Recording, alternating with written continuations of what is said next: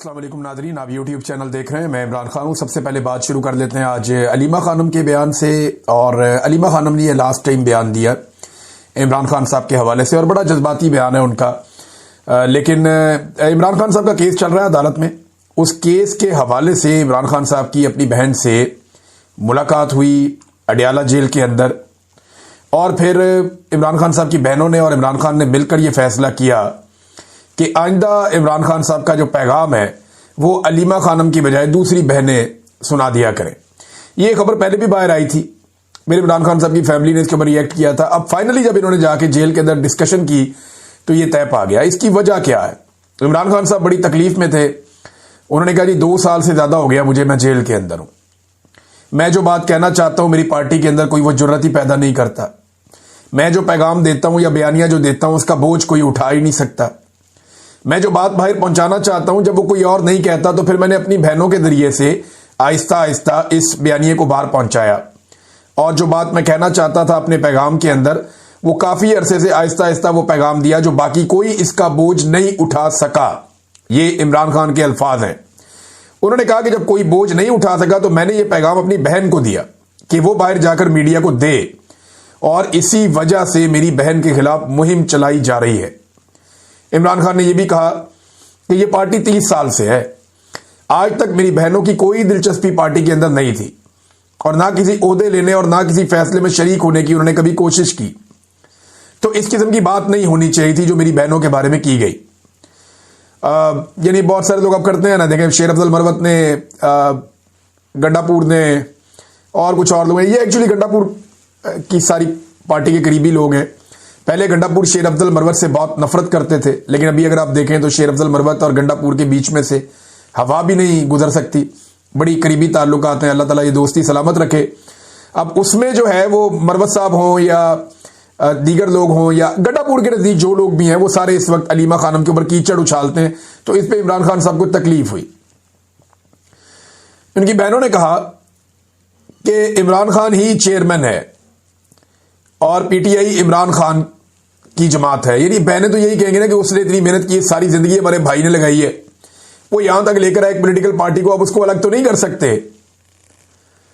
اب یہ بات کیوں کرتے ہیں کہ عمران خان کے بعد کون ہوگا؟ ہمارا اصل فوکس عمران خان کی رہائی ہے جو ناجائز قید میں ہے۔ ہم سارا دن لگا کر اور محنت کر کے اس لیے نہیں آتے، اپنی جان کو بھی خطرے میں ڈالتے ہیں، بار بار گرفتار کرنے کی بھی چیزیں ہوتی ہیں کہ عمران خان ساری زندگی جیل میں رہے یا 10 سال تک جیل میں رہے۔ یہ باتیں ہمارے کانوں میں ڈالی جاتی ہیں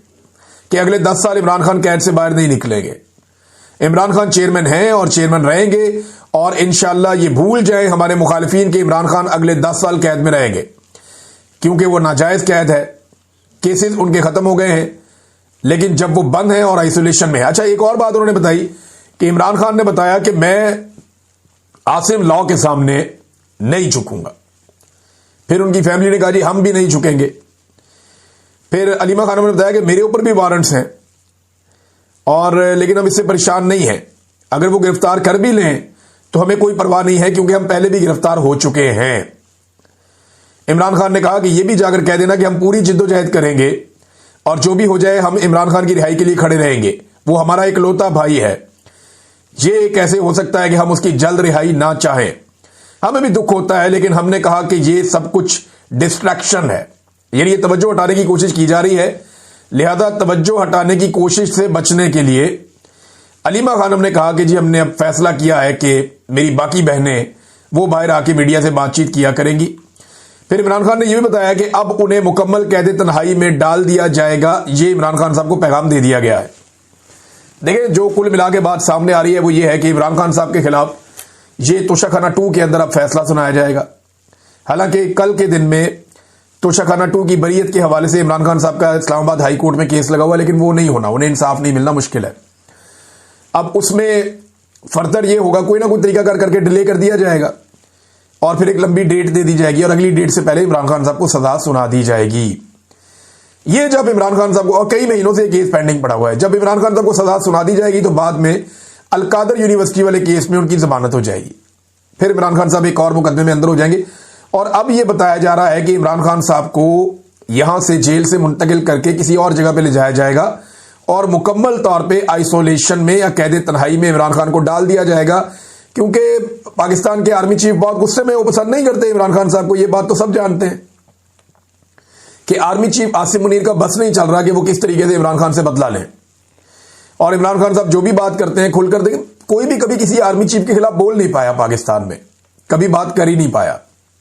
یہ بہت طاقتور لوگ ہوتے ہیں، یہ پوری فوج ان کے ساتھ ہوتی ہے، ہتھیار ہوتے ہیں، بہت سارے لوگ ہوتے ہیں، ایجنسیاں کنٹرول کرتے ہیں، تو پورے نظام کو یہ قابو کرتے ہیں، سیاستدانوں کو بھی، عدالت کو بھی۔ تو آرمی چیف کے خلاف بولنا پاکستان کے اندر یا پاکستان جیسے ملک کے اندر ناممکن ہوتا ہے۔ اب عمران خان نے یہ کام کیا ہے تو آرمی چیف کو غصہ تو آئے گا، اور وہ بدلہ بھی لیں گے، اور وہ بدلہ آپ کو بار بار دکھائی بھی دیتا ہے۔ بہرحال یہ عمران خان صاحب نے بتایا کہ مجھے آئسولیٹ کر دیا جائے گا، باقی جو عمران خان صاحب کا ڈیٹیل پیغام ہے وہ ان کے سوشل میڈیا کی جانب سے جاری کیا جائے گا، جب وہ پیغام آتا ہے تو میں آپ کے ساتھ شیئر کروں گا۔ ایک اور بڑی خبر ہے، اور یہ خبر ہے آزاد کشمیر کے حوالے سے۔ جوائنٹ عوامی ایکشن کمیٹی نے جو مذاکرات کیے تھے موجودہ حکومت کے ساتھ، چاہے وہ وفاقی حکومت ہے، چاہے وہ وہاں کی آزاد کشمیر کی حکومت ہے، ان مذاکرات کے نتیجے میں جو چیزیں انہوں نے حاصل کی ہیں، ابھی تک وہ چیزیں تو ملی نہیں، لیکن کچھ ایکشن شروع ہو گئے ہیں۔ مثال کے طور پہ پہلا ایکشن کہ جو 50 مین رہنما ہیں عوامی ایکشن کمیٹی کے، جو ایکٹیو لوگ تھے، ان کے 50 کے قریب لوگوں کے نام ڈال دیے گئے ہیں نو فلائی زون لسٹ کے اندر، یعنی یہ لوگ اب پاکستان سے باہر ٹریول نہیں کر پائیں گے۔ ایئرپورٹ سے کسی جہاز میں بیٹھ کے چاہے عمرہ کرنا ہے،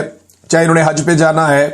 چاہے انہوں نے باہر کسی اور ملک میں جانا ہے، یہ لوگ اب پاکستان سے باہر ٹریول نہیں کر پائیں گے۔ ان کے نام ایجنسیوں نے ڈلوا دیے ہیں وزارت داخلہ کے ذریعے سے نو فلائی لسٹ کے اندر، تو اب یہ لوگ جو ہے وہ ٹریول نہیں کر پائیں گے۔ پہلا قدم تو یہ اٹھایا گیا، لیکن حیرت کی بات ہے کہ ان میں سے کوئی بھی باہر جانا بھی نہیں چاہتا۔ میری جب ان لوگوں سے بات ہوتی ہے وہ کہتے ہیں جی ہم باہر جا ہی نہیں سکتے، ہمارے پاس اتنے پیسے ہی نہیں ہیں۔ یعنی ایک کی کتابوں کی دکان ہے، اس کا سیزن لگتا ہی تب ہے جب بچوں کے سکول کھلتے ہیں، نئی کلاسز آتی ہیں۔ ایک جو ہے وہ تاروں کا کام کرتا ہے، یہ جو انٹرنیٹ کی تاریں ہوتی ہیں وہ یہ ڈالتا ہے،